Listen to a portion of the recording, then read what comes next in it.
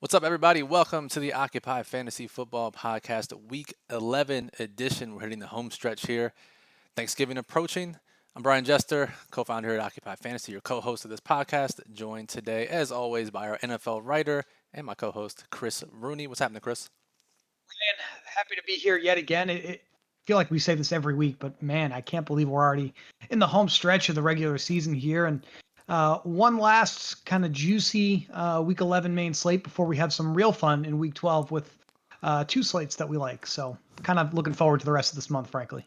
Absolutely. Yeah, we said on our Twitch stream, for those of you tuned in on Tuesday, that weeks 9 through 16, the second half of the season, is when NFL DFS really picks up and a lot of our edges start to be uncovered.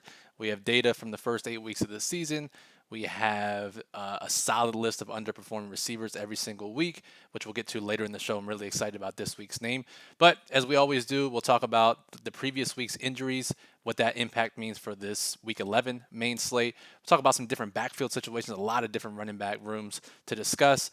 Of course, we'll hit the slate from a high level, look at the betting market, biggest totals and biggest favorites, and then talk about those underperforming receivers, tight ends to target, and of course, Chris's world famous game stacks. Chris, are we allowed to say world famous now? It's been 11 weeks. I think we can say world famous. I mean, it's been quite a run here where we've been on the best games every single week. So now that we're feeling confident about it, this is probably the week all the wheels fall off. So no, That's how it I works. think it's going to be fun. We've got some good games already in mind this week, and let's just dive right into it, man. It's going to be fun to talk about this slate. I'm really looking forward to it. Absolutely. So if you are listening to this podcast before the Thursday game starts, the showdown slate, Seattle and Arizona, one quick item to note: Tyler Lockett has a knee sprain, hasn't practiced as of this recording, Monday or Tuesday. We're recording this Wednesday afternoon. Chris, I don't know. It's always tough to tell with Pete Carroll's comments, but it's a tough injury, a little bit of swelling, they said on Monday. So something we'll have to monitor until the slate locks. Yeah, look, I mean, Pete Carroll is the eternal optimist. He was telling us that like Chris Carson was totally fine. He hasn't played in like a month, so we like you said, we cannot like listen to anything he says. Follow the injury reports. It looks very likely that Lockett is out against the Cardinals. That's a big loss, but it creates some interesting edges and opportunities for another millionaire makers showdown slate. Brian, can't believe we've been getting so many of those this year. So I know you're looking forward to that. My bankroll can't believe it either. So, all right, let's talk about some injuries that'll impact the main slate. Probably Yeah. one of the biggest, Drew Brees. He left the game on Sunday, and they said bruised rib. We'll look at an MRI on Monday. Turns out the MRI said he has like 5 broken ribs and a collapsed lung. So underplayed the severity of his injury just a little bit. So he's out probably a couple games. Yeah. Dude, we've been praying for this all year. We get Jameis in New Orleans, and now we get it this week.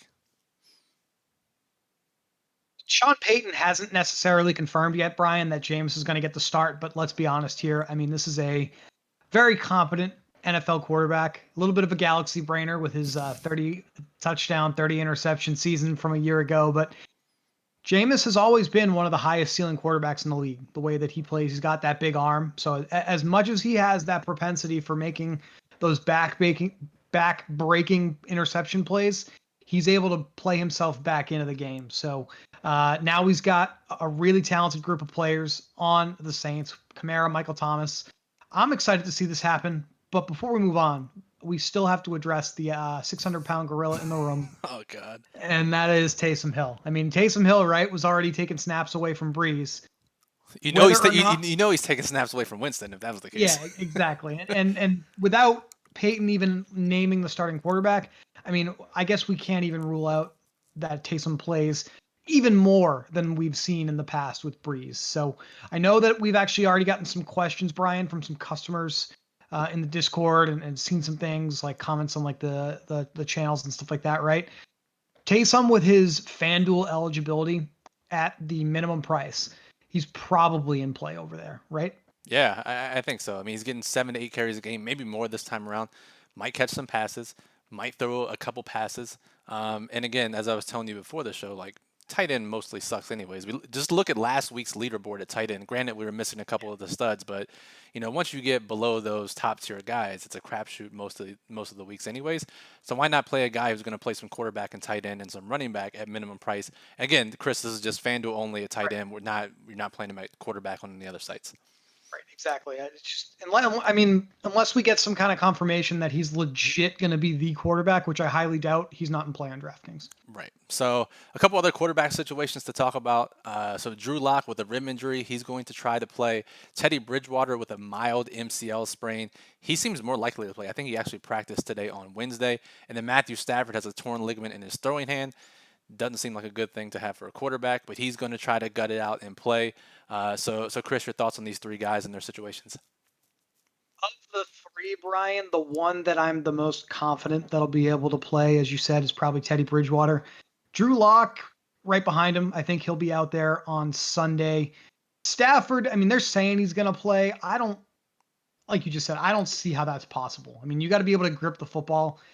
It depends on what ligament it is, I guess, but this just does not seem ideal for throwing the football. I think at minimum, I'm not going to be playing any of the pass catchers on Detroit or Stafford himself. That just seems like a recipe for disaster, which leads us into our next player that we have to talk about, Mike Davis, Brian. I know game theory wise still worked out last week, I would say. Got us basically a 2x at his salary minimum price. Cannot argue with that.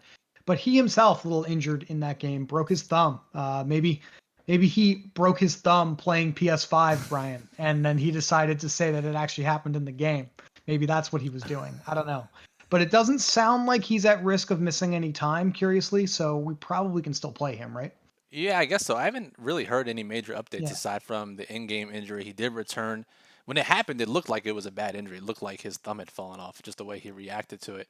I like that transition, by the way. Speaking of recipes of disaster, Yeah. but yeah. So Christian McCaffrey already been ruled out this week. We get Mike Davis against the Lions, and hitting back to your Stafford point about the uncertainty of him playing, maybe the fact that Vegas still hasn't put up a game total, no book has put up a game total, maybe an indicator that he may not be available, unlike what Ian Rappaport and other national reporters are saying. So, again, just something to keep an eye on. Mike Davis will have to monitor to see if there is actually any reports about his thumb or finger or wrist, whatever it was, actually being truly hurt. Yeah, I guess putting it all together, when we have all these questions about Detroit's starting quarterback, Carolina's starting quarterback, and running back, I can see why there's no line out yet. So, True.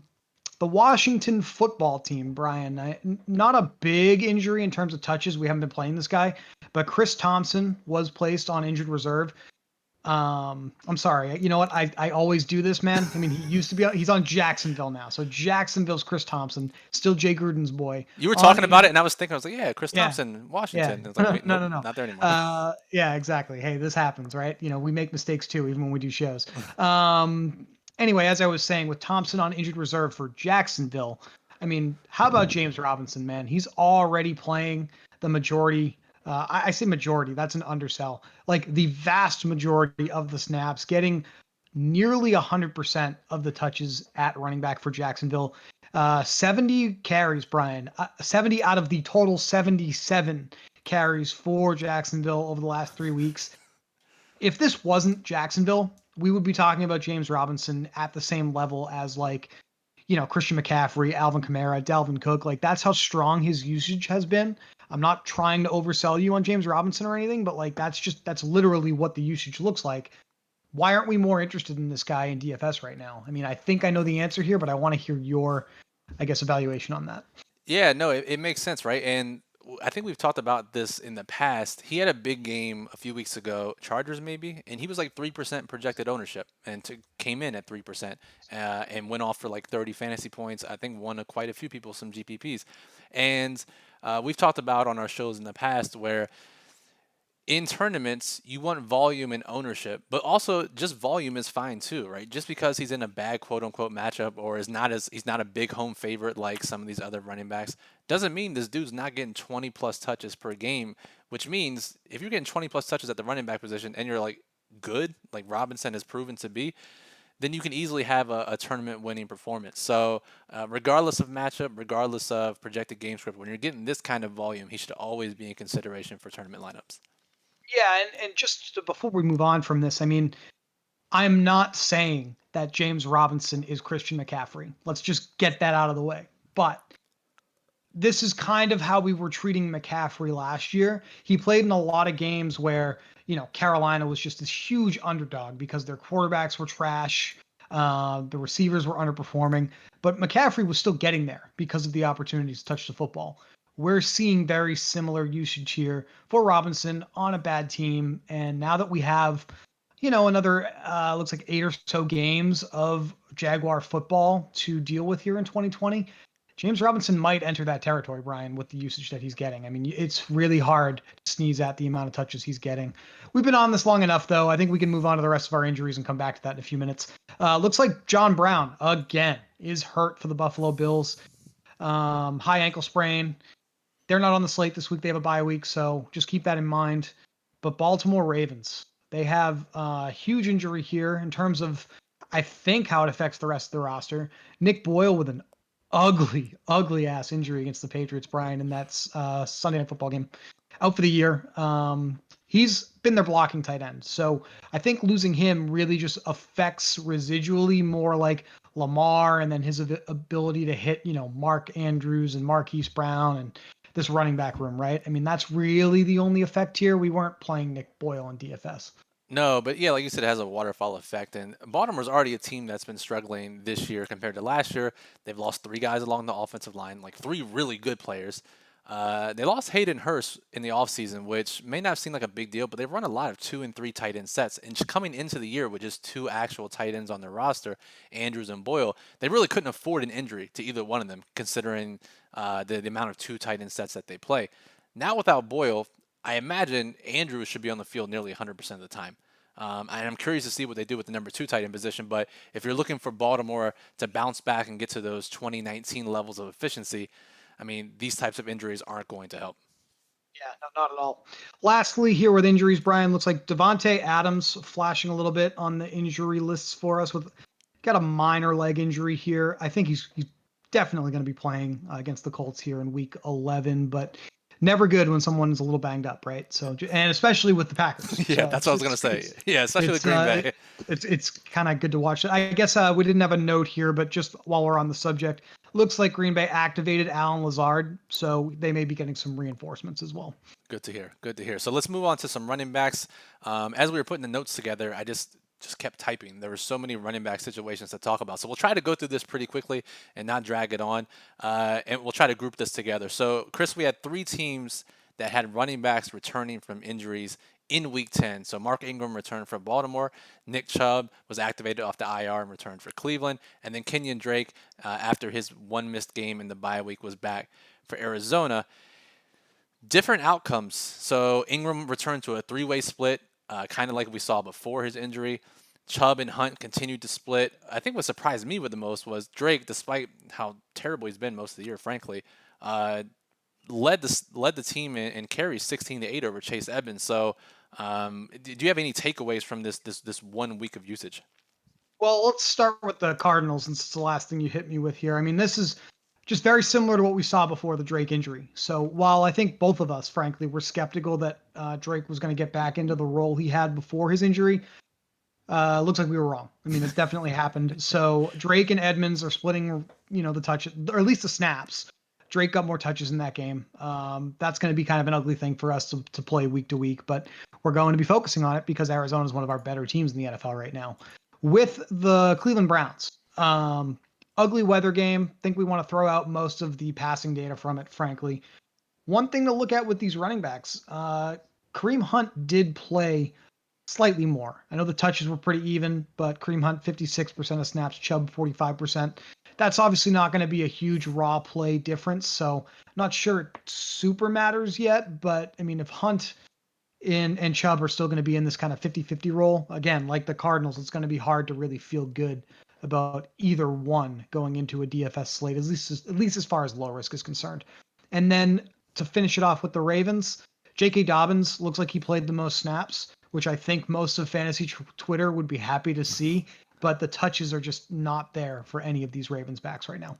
Yeah, and again, with all 3 of these teams, right, we have so many other running backs to play that get volume that we don't have to dip this deep, usually, unless it's a short slate or a showdown slate. So just something to keep in mind.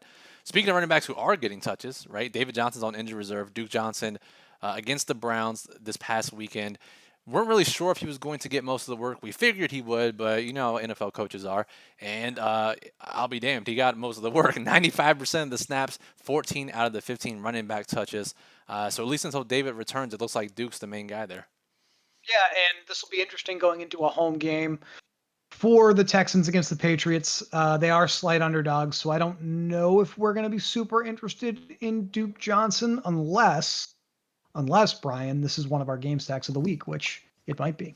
Nice. The Indianapolis Colts, the carousel ride of running backs here. Is it Jonathan Taylor? Is it Jordan Wilkins? Is it Naheem Hines? That's who it was last week. But I don't think we feel really good about any of these guys week to week, right?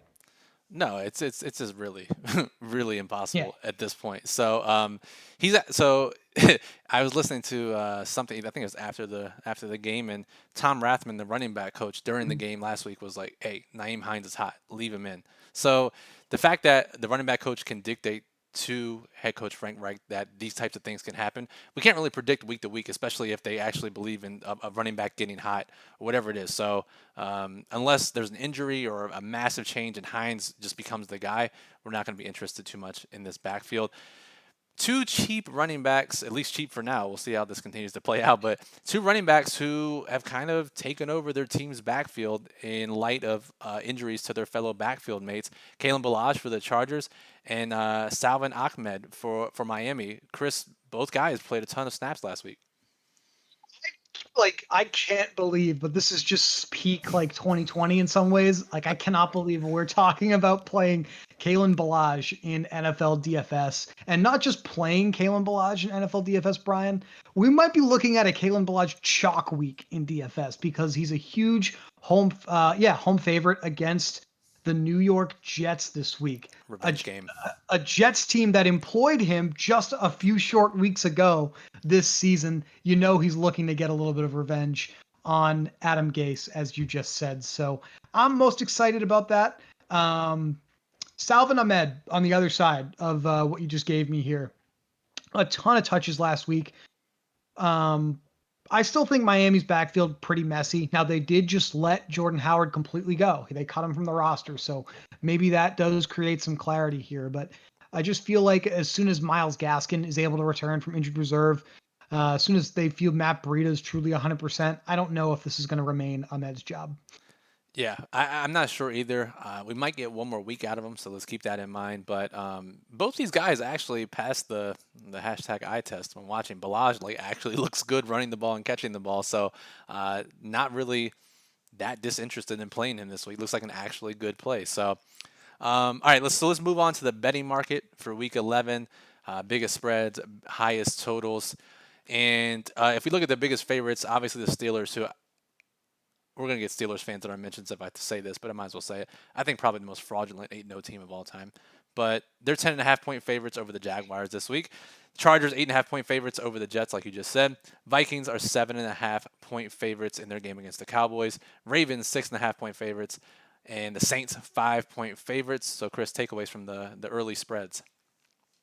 Bury the Steelers with you. I think I'm on board with this take, and the only reason I say that is because this is the part of the show for those who have been listening, and if you're new to the show, welcome. This is where we like to talk about how the best running backs to play are typically the ones that are large favorites, especially if they are playing at home in the upcoming week. James Conner is not a back that I, at this point, feel good about. Taking a step back, Brian, I mean, let me know kind of what your thought process here is. I never feel good about any Steelers players this year. I don't know why. I just can't bring myself to click on them. So they may very well be the most fraudulent undefeated team of all time. Connor's still playing a ton of snaps for this team, but we've had a few weeks in a row now where he's just looked bad. Like, he's just not, the numbers certainly aren't there in the box score, but when you actually watch the games too, hashtag team watch the games, he just looks slow out there. I mean, it's just not the same guy that I recall watching and feeling good about the past couple of seasons. So now that I've gone on this rant about him, lock him in for 100+ 2 touchdowns this week. I'm trying to reverse jinx him a little bit. I think of all the big favorites here, I still prefer Alvin Kamara, who I think we've been playing feels like every week this year. Dalvin Cook against the Dallas Cowboys is a spot I think we need exposure to. And we were just covering him with backfield situations. Kalen Balaj. I think those are probably the best ones to play here. We can't we can't seriously play Ravens running backs, not on low risk anyway. And yeah, man, I don't care what the spread is. I can't play Connor right now. I just do not feel good about him at all. You can't guarantee the touches, and if you guarantee the touches, you can't guarantee more than 3 yards per carry, at least at this Yeah. rate. So really tough to play outside of a high risk contest. A couple other just real quick running backs that will may or may not be in the plug this week. But we talked about James Robinson already. DeAndre Swift got a pretty nice role change and a boost in his snaps last week. And then we talked about Mike Davis already, assuming he's healthy. But 3 other mid-range running backs there. We don't have to go into too much detail. Let's move to the totals. And Chris, normally we get some gimmies, right? We'll get some 56, 57 point totals. Not the case this week. Just a couple games with 51 point totals, and then a couple at 48. We got our work cut out for us this week to try to figure out the best game stacks. We can't just rely on Vegas and use the highest total games. Yeah, we have those high total games, but they're just not on the main slate, right? I mean, we've got Arizona, Seattle as a showdown slate, and actually that's really the only one, frankly. So that's the best game of the week, and we can't even play it on the main slate. So if you're playing, I guess what those Thursday to Sunday or Thursday to Monday slates, look at Arizona, Seattle. That would be one of our gimme stacks. I feel the best, even though we've got some quarterback uncertainty on one side, about New Orleans and Atlanta. I still think, we've seen Jameis be a starting quarterback before, so we know that he can lift the receivers and the running backs into elite performances. So I'm feeling pretty good about that. And then Matt Ryan, plus before I move on to Matt Ryan, Atlanta's defense is just terrible. Matt Ryan obviously is good as well. I think that New England and Houston is going to be a good game this week. For a while in October, it looked like we were burying New England. It looked like they were going to win like 3 games in the entire year. But the last couple of weeks, they've looked a little better. They actually stole that game against the Ravens, which was a little bit surprising. So see if they can keep the good times rolling, if you will. Definitely think those are the 2 I'm concentrating on out of this group right now. Well, it helps when you start your best receiver out of nowhere, Jacoby Myers, who has turned into Devontae Adams as far as target share goes. Yeah. Definitely an intriguing part of that game stack. And speaking of receivers, Chris, it's time for our underperforming receivers of the week who have not let us down since the list has debuted in week 4. These guys continue to stay hot. For those who don't know, if you need a refresher, underperforming receivers are receivers or tight ends this week who, over the past 3 games, have seen a lot of targets, a lot of air yards, a lot of end zone, red zone opportunities, but for whatever reason, they haven't converted over the past 3 games. They've scored less fantasy points than they should have.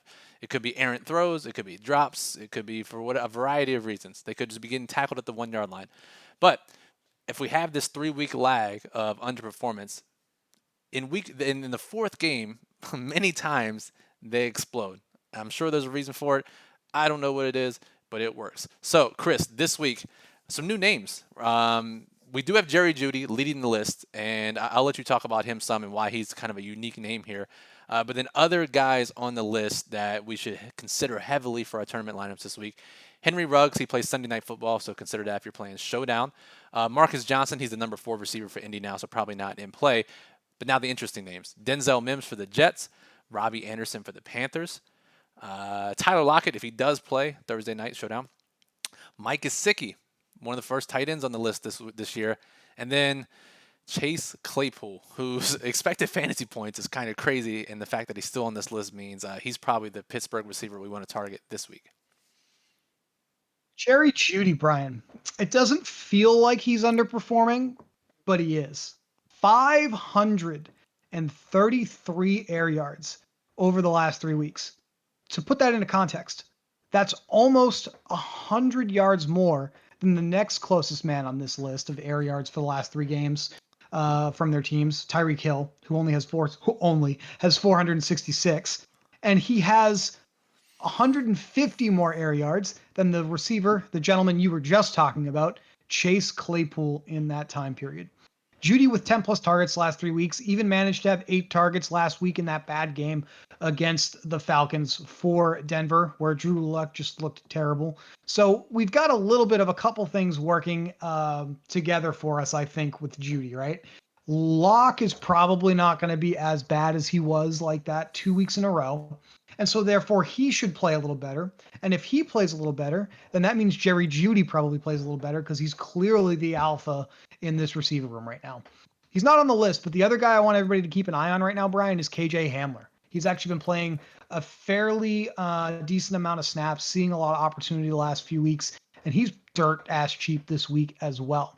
But the guy who's underperforming that's actually in the salary tier as Hamler that you just brought up, Denzel Mims, I think we're going to be looking at him in all contest types. This is just a mistake once again with his pricing below. I think he's below 3,500 on DraftKings. To me, that looking at this air yards data for him, I know it's the New York Jets, Brian, but we got to play him this week, right? I mean, there's just no way we can get around how favorable this usage has been for him.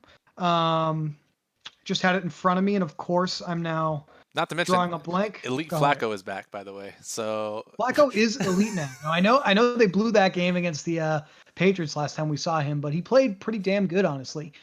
Mims, the biggest thing that's contributing to his underperforming numbers right now for us, hasn't scored a touchdown. Typically plays well early in these games for the Jets, and then for whatever reason they stop calling his number. We got to hope that changes here.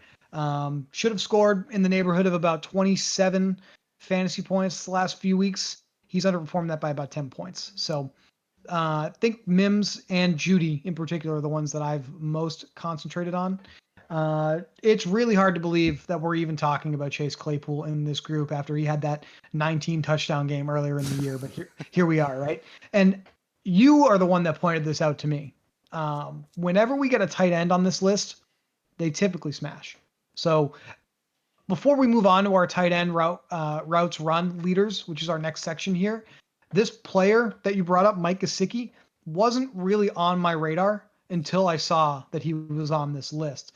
And that completely changes the way that I look at this because, I mean, you can certainly explain that to everybody that's listening right now, but tight ends literally like virtually always smash when they make the receiver list. So we have to look at him literally for that reason alone. Yeah, dude. The biggest example is Noah Fant last year in my big winning lineup.